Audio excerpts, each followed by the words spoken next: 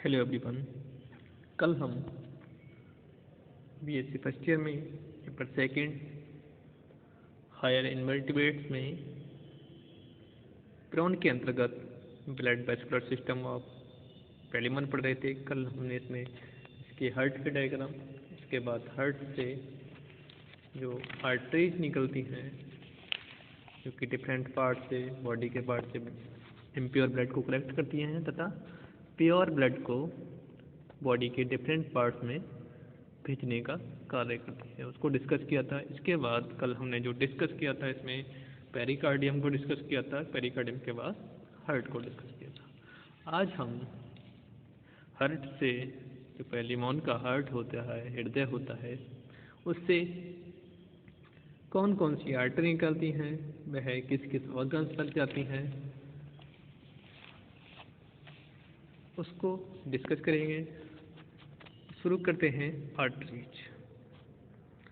Artery heart से blood शरीर के विभिन्न भागों तक,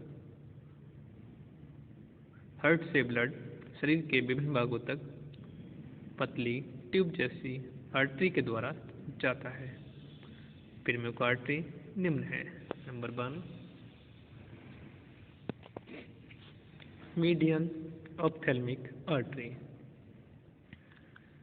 हार्ट के एपेक्स के मध्य से मिड डॉर्सल साइड पर एक मीडियन ऑप्थेल्मिक आर्टरी निकलती है जो कार्डियक स्टमक तथा हेड तक ब्लड सप्लाई करती है। मतलब जो मीडियन ऑप्थेल्मिक आर्टरी होगी वो हमारा जो कार्डियक, इसका जो पहले मन का कार्डियक स्टमक है उसके लिए, और हेड यानी जो सिर वाला सिरा होगा उसके लिए ब्लड सप्लाई का कार्य करती है। नेक्स्ट पॉइंट, एंटीनरी आर्टरी। हार्ट के एपेक्स से निकलकर मीडियन ऑप्थेल्मिक की आइदर साइड पर 1 पेयर एंटीनरी आर्टरी निकलती हैं। इनसे एक गैस्ट्रिक आर्टरी कार्डियक स्टमक के लिए तथा एक मैंडिबुलर आर्टरी मैंडिबल्स के लिए।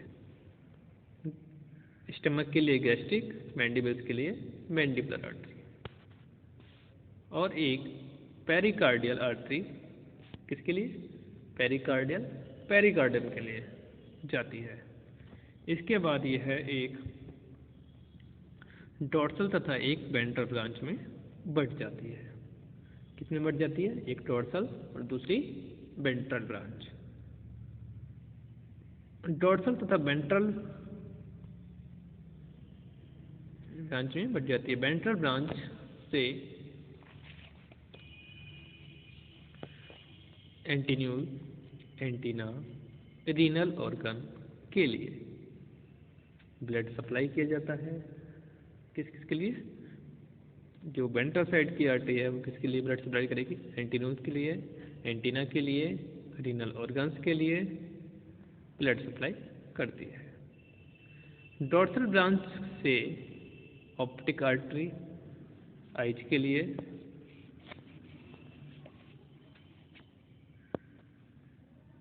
जाती है। उसके बाद यह अंदर की ओर मुड़कर अपने दूसरे साथी एवं मीडियन ऑप्थेल्मिक से जुड़ जाती है, जिसके कारण एक circular loop like anti artery बन जाती है, जिसे क्या बोलते हैं?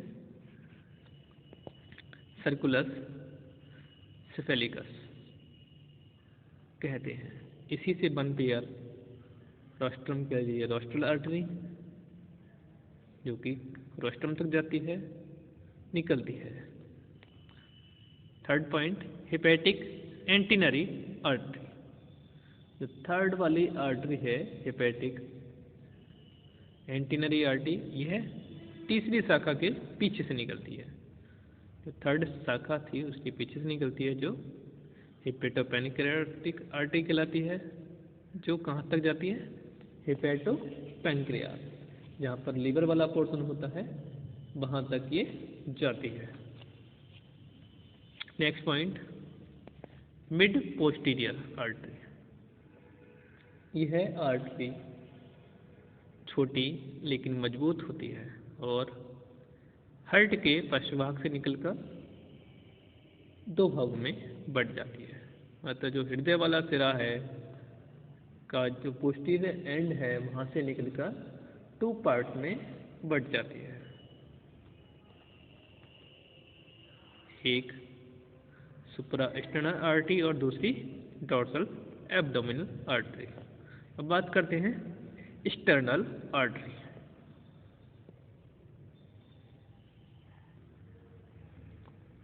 यह आर्टरी एक बार पोजीशन देख लेते हैं। स्टर्नल आर्टरी कहाँ पे होती है, किस जगह प्रेजेंट होती है। जैसे इस डायग्राम में आप देख पा रहे हैं, यह हमारा हृदय है राउंड का, ये इसका एंटीरियर एंड है, ये इसका पोस्टीरियर एंड है। तो पोस्टीरियर एंड से पहुंचने के लिए मिड पोस्टीरियर आर्टरी जो आगे चलकर किस में कन्वर्ट हो गई, डोर्सल एब्डोमिनल आर्टरी। इसी से एक शाखा निकलती है जिसको हम क्या बोलते हैं, स्टर्नल आर्टरी, जिसको हम डिस्कस करेंगे स्टर्नल आर्टरी। स्टर्नल आर्टरी एक किसकी फॉर्मेशन करती है, गैंग्लियोनिक मास की फॉर्मेशन करती है। इसके द्वारा यहाँ से पास होती हुई है वेंट्रल एब्डोमिनल आर्टरी तथा वेंट्रल थोरैसिक आर्टरी। जो दो ब्रांच हैं उसमें ये डिवाइड हो जाएगी, यानी बढ़ जाएगी। बात करते हैं स्टर्नल आर्टरी।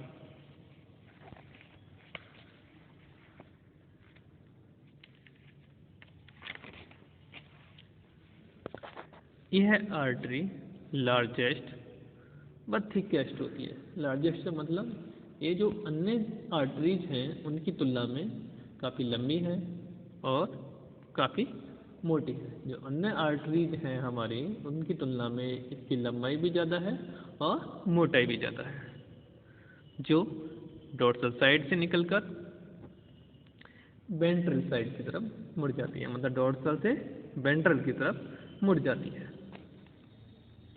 और दो भागों में डिवाइड हो जाती है, यानी दो भागों में बंट जाती है। इसकी एक ब्रांच वेंट्रल थोरैसिक आगे की ओर बढ़ जाती है। मतलब जो एक दो पार्ट्स में ये बढ़ रही है, उसमें एक वेंट्रल थोरैसिक जो आगे की ओर बढ़ जाती है और first 3 pair walking leg, maxilla, maxillary तथा गोनाड्स आदि में जाती है। मतलब कहाँ कहाँ जाएगी, जो फर्स्ट आगे वाले 3 पेयर वॉकिंग लेग्स हैं उसके लिए, मैक्सिला के लिए, मैक्सिलरी के लिए, गोनाड्स के लिए, तीनों के लिए, उसके अलावा गोनाड्स के लिए जाती है। इसकी दूसरी ब्रांच वेंट्रल एब्डोमिनल, जो वेंट्रल साइड की तरफ एब्डोमेन में जाती है, वेंट्रल एब्डोमिनल होती है, जो पीछे की ओर जाकर एलिमेंट्री कैनाल का जो पार्ट होता है एनस तक जाती है तथा एब्डोमेन की वेंट्रल साइड के अंतिम 2 पेयर वॉकिंग लेग्स, जो वेंट्रल वाली थी 3 पेयर जो स्टार्टिंग वाले वॉकिंग लेग्स थे उसके लिए, ये जो वेंट्रल एब्डोमिनल है वो किसके लिए, 2 पेयर वॉकिंग लेग, पेलियोपोड्स, यूरोपोड्स आदि के लिए ब्लड सप्लाई का कार्य करती है। मतलब जो एक्सटर्नल आर्टरी है वो हमारी कुल मिलाकर जो वॉकिंग लेग्स हैं उनको, मैक्सिलरी को, मैक्सिला को, गोनाड्स को, पेलियोपोड्स को, यूरोपोड्स को, इन सभी ऑर्गन्स के लिए ब्लड सप्लाई का कार्य करती है। अब बात करते हैं नेक्स्ट पॉइंट, ब्लड साइनसेस। शरीर के विभिन्न अंगों में पहुंचने पर आर्टरी छोटी छोटी ब्रांचेस में टूट जाती हैं। यही ब्रांच ब्लड स्पेस या लैक्यूनी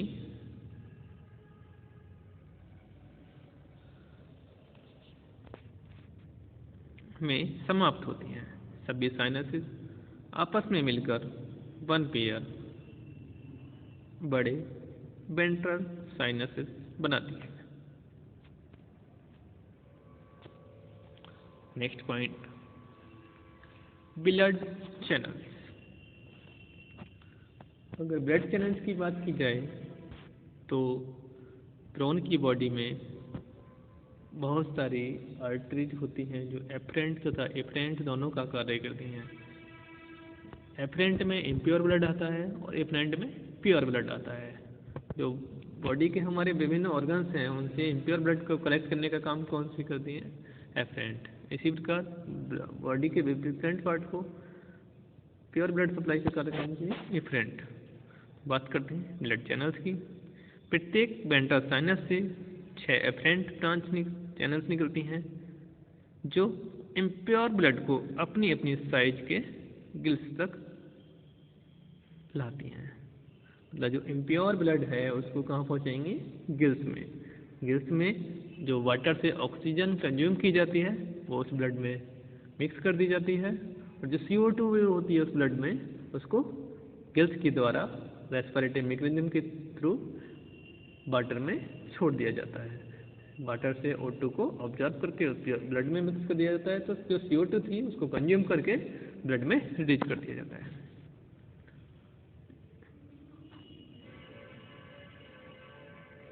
पहली एफरेंट चैनल्स पोर्टो ब्रांच तथा दोनों आर्थरो ब्रांच में जाती हैं। शेष 5 चैनल्स ब्लड को प्लेरो ब्रांच तक ले जाती है। गिल से pure blood 6 afferent branch branchial channels द्वारा कलेक्ट किया जाता है। सभी ब्लड चैनल्स गिल रूट के द्वारा प्रवेश करती हैं। अब बात करते हैं ब्लड।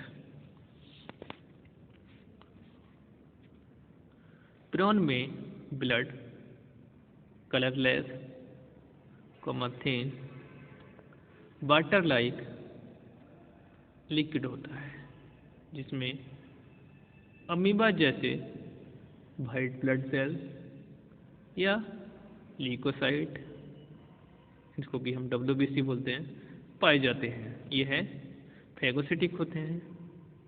ब्लड में RBCs नहीं होते हैं। इसमें रेस्पिरेशन होता है। इसमें रेस्पिरेटरी पिगमेंट हीमोसाइनिन होता है जो कि एक कॉपर कंपाउंड है। मतलब जो हीमोसाइनिन है वो किसका कंपाउंड है? कॉपर ग्रुप का। ऑक्सीजन से मिलने पर इसका रंग नीला हो जाता है।